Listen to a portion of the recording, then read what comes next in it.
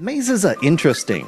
As a child, Dave couldn't get enough of mazes, ploughing through books and books of more and more complex and intricate mazy challenges. When video games started taking his spare time, however, the mazes presented did not elicit the same reaction of fun and wonder. Instead, there was only tedium and frustration, the basement of the seventh guest being one such annoying memory. Perhaps the difference between mazes on paper and mazes in video games is one of perception. On paper, you see the entire maze like a map before you.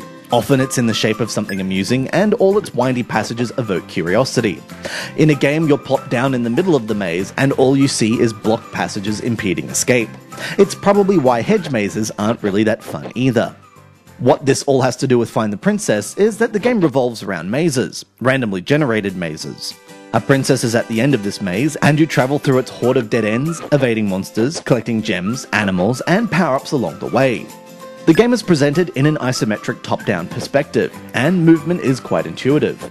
A simple tap will place a target along with the proposed path for your character to take. His direction can be changed at a moment's notice in case you need to flee a beastie, and it makes for very fluid maze movement. But sadly, the mazes are pretty basic. There are 3 different types that randomly generate, but it's always the same T-intersections and corners. The whole thing comes off as quite bland after one play. It also doesn't help that the other 2 difficulties need a large amount of coins to unlock, so you'll be grinding away on the easy stage. There is also customization of your character with hats and power-ups and the ability to buy coins through in-app purchases if you so wish.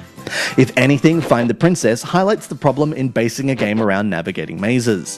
While there is a top-down perspective, so you can see a good chunk of the maze, nothing interesting is done with the maze shapes or pathways, and the whole experience is very slow-paced and becomes boring rather quickly. This one's only for the curious. This has been Andrew with AppSpy.com. We review, you decide.